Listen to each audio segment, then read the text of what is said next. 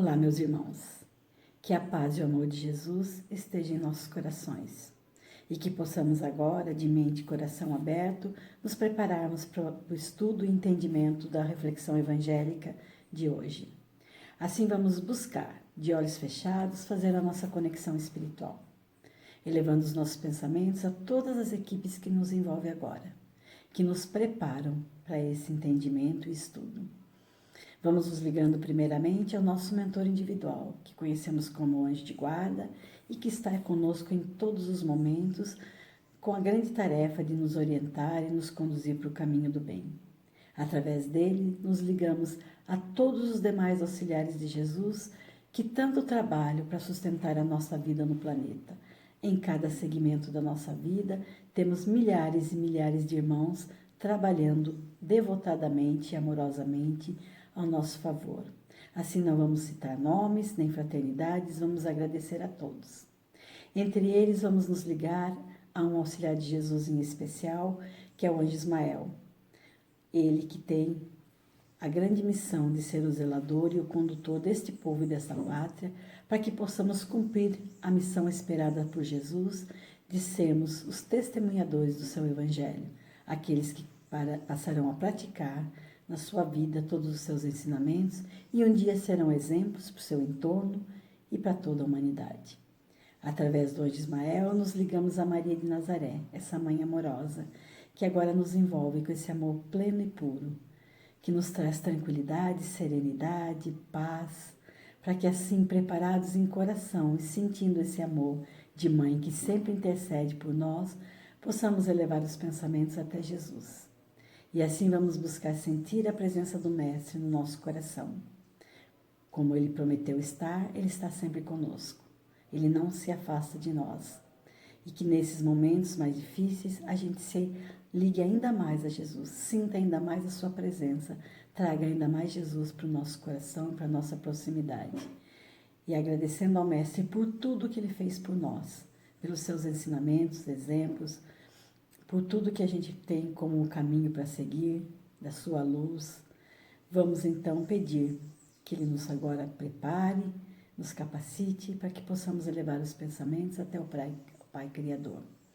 E ao Pai só vamos agradecer por tudo que temos, por tudo que somos, pela nossa vida, pela nossa família, pelo nosso trabalho, pelos nossos queridos, pelos que estão doentes, pelos que estão trabalhando por esse momento tão difícil dessa pandemia.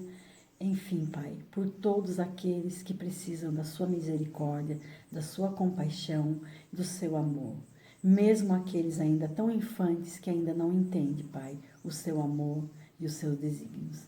E assim, agradecidos ao Pai, a Jesus e a todos os irmãos espirituais, vamos pedir licença para iniciar o nosso evangelho dessa tarde, dizendo a oração que Jesus nos ensinou. Pai nosso que estais no céu, santificado seja vosso nome. Venha a nós o vosso reino. Seja feita a vossa vontade, assim na terra como no céu. O pão nosso de cada dia nos dai hoje. Perdoa-nos, Pai, as nossas dívidas, assim como nós perdoamos aos nossos devedores. E não nos deixeis cair em tentações, mas livrai-nos, Pai, de todo mal. Que assim seja, graças a Deus e graças a Jesus.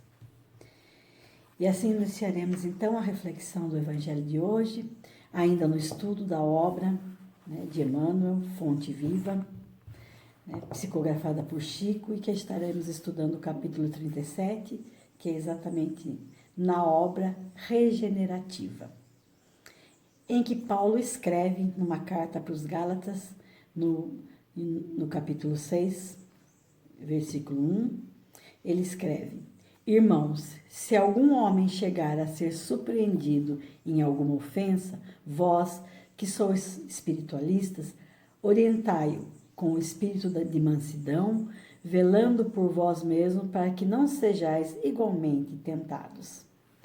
Então, nessa passagem, Paulo nos conclama a ter o coração mais bondoso diante dos nossos irmãos mais errantes. Nenhum de nós está livre de errarmos, de falirmos, de deslizarmos. Somos ainda muito infantes espiritualmente, então todos nós poderemos estar tentados a cometer um erro.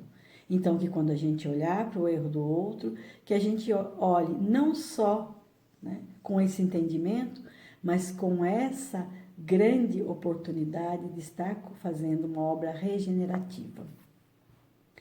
E aqui ele cita: se tentamos orientar o irmão perdidos nos cipoais do erro, com aguilhões da cólera, nada mais fazemos do que lhe despertar a ira contra nós mesmos. Então, tudo que a gente emana, a gente recebe de volta. Todas as nossas ações têm uma consequência. E se a gente trata o nosso irmão que já está em erro com mais severidade, mais agressividade, a gente receberá na mesma proporção ou até maior essa mesma intensidade energética, né, e de ação. Então ele continua dizendo: se lhe impusermos golpes, ele revidará com tantos outros. Se lhe destacamos as falhas, poderá salientar nossos gestos menos felizes. Mas se lhe aplaudimos a conduta errônea, aprovamos o crime. Se permanecemos indiferentes, sustentamos a perturbação. Mas, se tratarmos o erro do semelhante como quem cogita de afastar a enfermidade de um amigo doente, estamos, na realidade, concretizando a obra regenerativa. Então, essa é a grande lição que Emmanuel nos traz através da citação de Paulo, né? Todos nós temos oportunidade de estar atuando na obra regenerativa, principalmente nesses momentos mais difíceis, é que a gente então passa a refletir, né? A gente passa a se avaliar, né? Qual é a minha postura, como é que eu estou me comportando diante de tantos irmãos desalentados que aí incorrem em erros de trocas mais ásperas de opinião, em erros de atitudes mais agressivas, em erros de uma grande separação de verdades opostas, e a gente está sempre se colocando em momentos de conflito.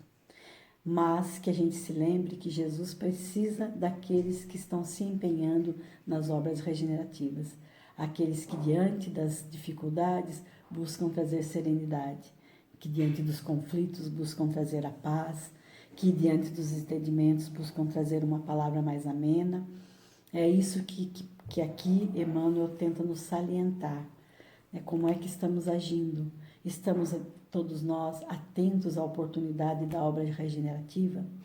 Estamos buscando agir, como ele diz aqui, como espiritualistas, espíritas, estudiosos das leis e do reino de Deus, daquilo que Deus espera de cada um de nós nessa nossa oportunidade regeneradora desta encarnação? Essas reflexões que são trazidas por Paulo. E quando a gente ainda quer ter um aprofundamento desse entendimento, nós podemos buscar no Evangelho segundo o Espiritismo, no capítulo 8, aqui no tópico 17, onde Kardec nos fala sobre a piedade. Na realidade, ele pega um trecho de Miguel de Bordeaux, de 1862, em que ele nos diz: a piedade é a virtude que mais os aproxima dos anjos, é a irmã da caridade que os conduz a Deus. Deixem seu coração se enternecer diante do espetáculo das misérias e dos sofrimentos dos seus semelhantes. É o sentimento mais apropriado para fazer progredir, domando seu egoísmo e seu orgulho.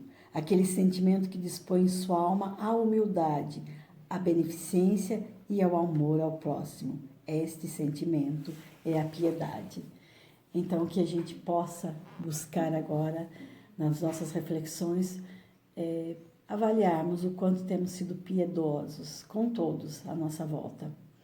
Estamos num momento de maior fragilidade, em que realmente nosso coração está comovido e é tocado pelos sofrimentos de muitos. Mas, às vezes, numa frase um pouquinho mais áspera, um pouquinho mais descuidada, a gente esquece esses sentimentos mais nobres e se deixa tentar pela contrapartida da reação, no mesmo nível de sentimento, com contrariedade, com aspereza, com falta de respeito e entendimento ao próximo. É como ele diz aqui: quando a gente rebate o erro de um irmão, né, com julgamento, com crítica do irmão que já está errando, nós podemos da mesma forma estarmos sendo tentados a repetir esse erro. Se a gente emana um sentimento que não é piedoso, afável, com certeza a gente vai receber a contrapartida no mesmo nível. Já que se a gente vê um irmão em erro, em maior agressividade, e a gente reagir com calma, com tolerância, com uma palavra mais amena, a gente vai fazer o contra-choque. O contra-choque das energias boas que vão então segurar aquele sentimento mais agressivo que viria em nossa direção. Então, todo esse trabalho na obra regenerativa não deixa de ser também um trabalho de muito cuidado e cautela para conosco mesmo, para que a gente não receba de volta toda essa amargura e esse desequilíbrio que a gente tem sentido, para que a gente seja o diferencial, para que a gente possa levar nesse momento doses de mais serenidade, de mais compaixão, tolerância, paciência, que quando a gente se deparar com um irmão que a gente vê que está mais irritado, revoltado, rebelde, mais equivocado, que a gente olhe, como diz Paulo, esse irmão em erro e que a gente precisa exatamente devolver a ele o equilíbrio que ele perdeu. Não sabemos nenhum de nós como é que está, né, a condição de cada um. E muitas vezes a gente julga pelo aquele instante, pelo impacto da reação naquele momento e não sabe ler o que vai no coração ou o que vai no cotidiano desse irmão que o nosso julgamento está errando. Então esse é o apelo que tanto Paulo e Emmanuel nos fazem no Fonte Viva, como também Miguel de Bordeaux nos traz como alerta no Evangelho segundo o Espiritismo, nos falando da piedade. Ainda no Livro dos Espíritos, para que a gente complemente, Kardec faz uma pergunta também, a pergunta 754, em que ele quer saber, né, sobre a origem da crueldade, né? Por que o homem ainda carrega a crueldade? E ele pergunta assim: a crueldade não decorre da falta do senso moral? E aí os espíritos respondem: diz que o senso moral não está desenvolvido, mas não que está ausente, porque ele existe, em princípio e em todos os homens. É esse senso moral que os transforma mais tarde em seres bons e humanos. Ele existe no selvagem como o princípio do aroma no botão de uma flor que ainda não se abriu. Então, esse entendimento é que todos nós temos em nós inato, na nossa criação, como filhos semelhantes do Pai, o senso moral. Em alguns, ele está ainda incubado, né? Como ele diz ali, o aroma que ainda não exalou porque o botão não abriu. Mas de toda a nossa convivência, né, coletiva, de toda a convivência em sociedade, de toda a convivência numa comunidade, numa irmandade, dentro de um lar, é que a gente pode despertar nesse irmão ainda mais infantil, mais imaturo, o senso moral que está embotado, que ainda não está totalmente desenvolvido. Mas ele não deixa de existir em nenhum de nós. Então, essa é a grande percepção que a gente tem do nosso princípio como espírito, né? Do espírito que está em caminho da perfeição, né? Mas que é perfectível, porque ele teve uma origem de criação na divindade. E o Pai nos criou completamente igual. E o Pai não criaria nenhum filho com a crueldade já sendo inerente do seu espírito. Isso a crueldade foi se desenvolvendo com os desvios que os espíritos e as pessoas foram fazendo.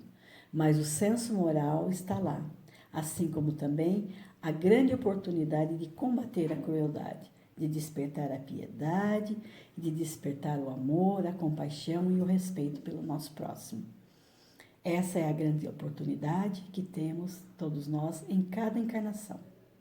Essa é a grande oportunidade de sermos, então, em momentos tão difíceis, aqueles obreiros da obra regenerativa, que o Cristo precisa para transformar este nosso mundo, né, esta humanidade, num mundo regenerador, num mundo de mais paz, de mais amor, de mais compreensão, do mundo com espíritos mais próximos da angelitude, e que esse é o nosso caminho e é o nosso destino. Que essa nossa reflexão possa agora ser complementada com o nosso desejo muito forte de que tudo que temos de melhor agora, nossa vontade que está no nosso íntimo, nesse nosso senso, nesse nosso princípio divino, possa emanar agora com o desejo de que tudo agora seja envolvido pelo amor de Deus, pelo cuidado de Jesus, pela orientação dos nossos irmãos benevolentes, que possa levar o bem, a força, a fé e a coragem a todos. Que nesse momento em que estamos mais fragilizados, possamos lembrar que a nossa fé e a nossa força reside nos nossos corações. Basta que nos mantenhamos ligados aos nossos anjos, a Jesus e ao nosso Pai. Que assim seja, graças a Deus e graças a Jesus.